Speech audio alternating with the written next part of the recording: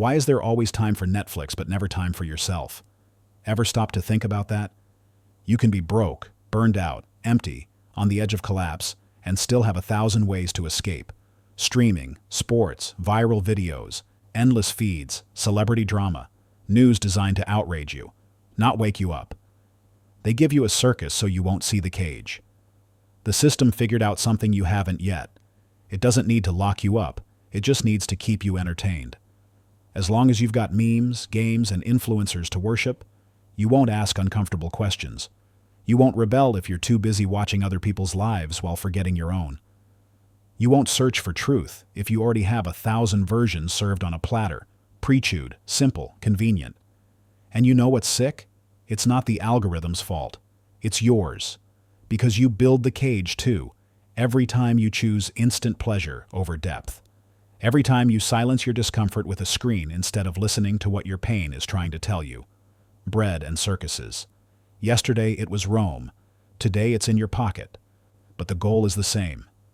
Silence you, numb you, make you predictable.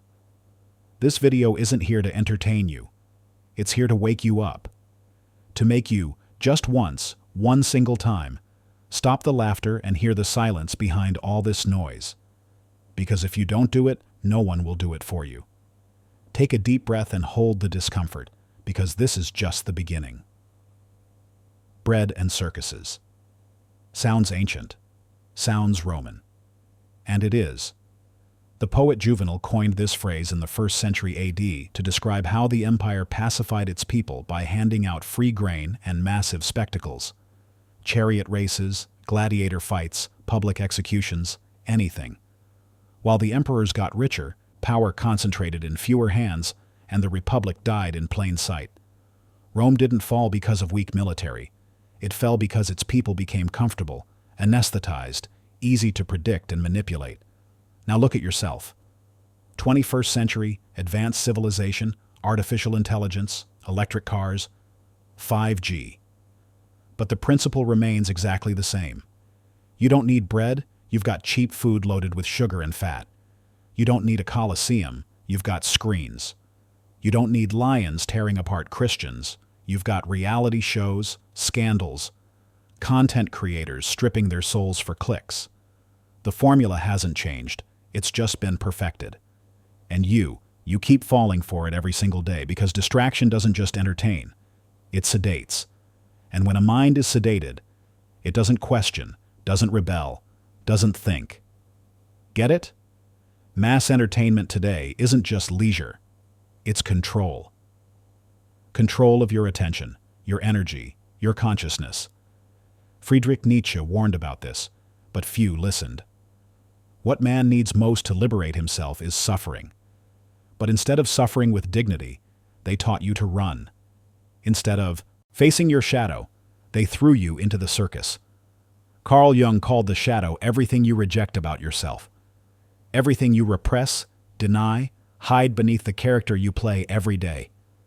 And to avoid seeing it, to avoid feeling it, they give you options, thousands of them, all designed to disconnect you from yourself. TikTok gives you dopamine. Netflix gives you escape. Sports give you an illusion of collective glory without having to move from your couch. They've turned you into a spectator of your own life, your own time, your own soul. And you applaud. Not because you're stupid, but because you're tired. Because thinking hurts. Because questioning means destroying what you believed you knew. Because suspecting what entertains you is like suspecting the only refuge you have left. But you have to do it, even if it hurts, even if it leaves you alone, even if the silence screams truths you didn't want to hear. Today they don't need to give you bread, because bread is dopamine now. Small doses, constant, cheap. You wake up and the first thing you do isn't take a deep breath or be grateful you're alive.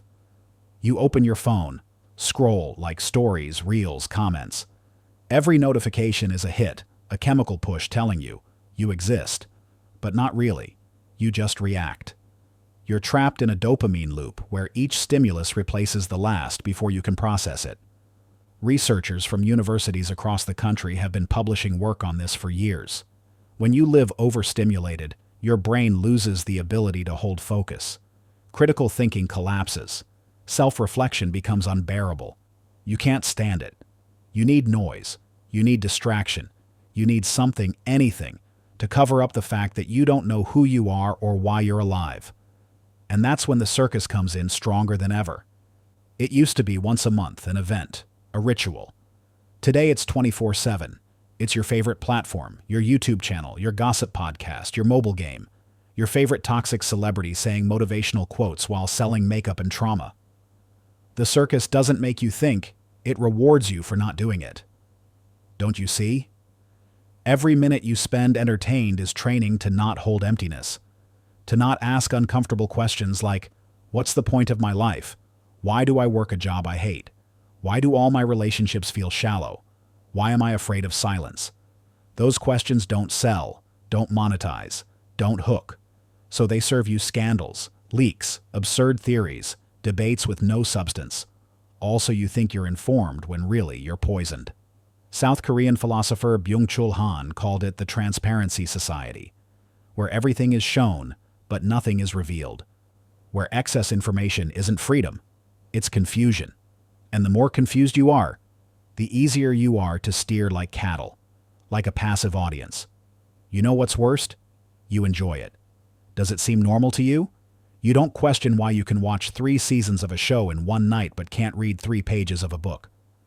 Doesn't it seem weird that you remember 100 songs by heart, but don't know who you are? You don't question it. Because the circus is comfortable. Because silence scares you. Because looking inward would be like opening a door locked since childhood. Jung said what you don't make conscious becomes your fate. And what do? You call bad luck your patterns. You call anxiety your soul drowning. You call entertainment your chronic distraction. But you can't fool yourself anymore because you feel it. Because no matter how much you smile at the screen, there's a scream inside that won't shut up, telling you enough. Enough of pleasant lies. Enough of likes that don't heal. Enough of laughing to not cry. Enough of ignoring yourself. Enough of pretending you're fine. Just because the algorithm shows you what you like. Because you know the truth. The truth that burns your chest when you turn everything off. When night comes, when there's no one left to talk to, and the circus shuts down, that's when your truth appears. And that truth can't be silenced with another show. There's a moment, even if you don't say it, don't admit it, when you feel that everything you consume is consuming you. That the noise is emptying you. That no matter how many shows you watch, how many games you celebrate, how many celebrities you follow, something inside keeps screaming, begging for attention. But no one hears it because you don't even listen. You know why? Because this isn't entertainment.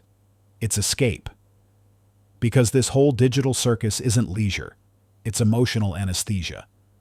It's covering pain you don't want to name, pain you don't even fully understand. German philosopher Arthur Schopenhauer explained it bluntly. Human beings by nature live in constant oscillation between suffering and boredom. When you have little, you suffer. When you have everything, you're bored. But today, the system has turned that boredom into a dangerous commodity. Filled it with noise, screens, artificial adrenaline, jokes, drama, dances, trends, and easy dopamine. And you, instead of looking at that abyss, you decorate it. You hang lights on it. You put filters on it. You turn it into a feed. Because looking at your life without all that digital varnish would be unbearable. You'd see you're alone. You'd see you don't know what you want. You'd see your soul asks for depth, but you keep choosing surface. Aldous Huxley said it in Brave New World, written in 1932. It won't be the tyrant who destroys man. It'll be his own addiction to the superficial. And you're there, stuck between notifications, memes, and meaningless scandals. While your relationships cool, your attention scatters, your spirit rusts. Do you really believe you came to this world for this? To spend the best years of your life locked in a bubble of artificial dopamine while the world outside collapses and you can't even hold 5 minutes of silence? When was the last time you were alone with yourself without distractions? When was the last time you heard your inner voice that wasn't interrupted by audio, message, screen, excuse? They've trained you to fear boredom, not knowing that in that emptiness lies your real freedom. Because only those who can hold silence can truly hear themselves. Only those who dare to look inward can stop being slaves to everything happening outside. Does this bother you? Make you uncomfortable? Good. It's a sign you're feeling something. And that's more than you can say after 4 hours straight of empty content. Because content doesn't transform if you're not willing to transform yourself.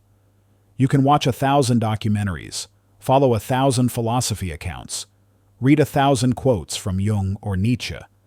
But if at the end of the day you keep running from yourself, you understood nothing. The question isn't whether you're distracted anymore. The question is whether you're letting yourself be destroyed by entertainment.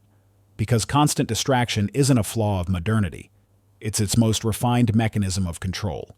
Not with weapons, not with punishment, but with easy pleasures. They want you asleep, but happy. Numb, but functional. Lost, but entertained. And if you don't do something about this now, if you don't make a radical break with everything draining your soul, tomorrow will be the same. And the day after too. And one day you'll wake up old, empty, asking yourself when your life turned into endless channel surfing with no direction or purpose. But it'll be too late. Look at yourself. How many projects didn't you start because you were too distracted? How many times did you say, "I don't have time," when really you gave it all to the circus? Time that could have been used to heal, to build something, to think, to write, to find yourself. But no, you gave it to noise. You know what's brutal? Nobody forced you. There are no whips, no chains, just screens, algorithms, canned laughter, and the quiet fear of being alone with yourself. The system doesn't need censorship anymore because you censor your own thoughts the moment they appear. You drown them with music, comedy, distraction. You think you're free, but you can't hold 5 minutes of discomfort without running to the next stimulus. And you don't notice because you're surrounded by people doing the same thing. Everyone running together, everyone laughing to not cry, everyone entertained while life slips through their fingers. Want proof? Look around you. Watch how adults talk more about shows than their emotions. Watch how kids don't imagine anymore. They just repeat what they see on screens. Watch how couples at dinner don't look each other in the eyes because they're checking their feeds, afraid of missing something, not realizing they're already missing everything. Jung said a life unexamined becomes a script written by the unconscious. And your unconscious is being rewritten every day, not by you, but by the circus. What content do you consume? Who creates it? What ideas do you repeat without noticing? How many of your opinions are really yours? Or are you just a copy of everything the system wants you to think, buy, desire, fear? Because yes, they use fear too. They disguise it as news, urgency, tragedy. Same principle as Rome. Keep the people agitated or entertained, never reflective. If you think, you ask questions. If you ask questions, you start to see.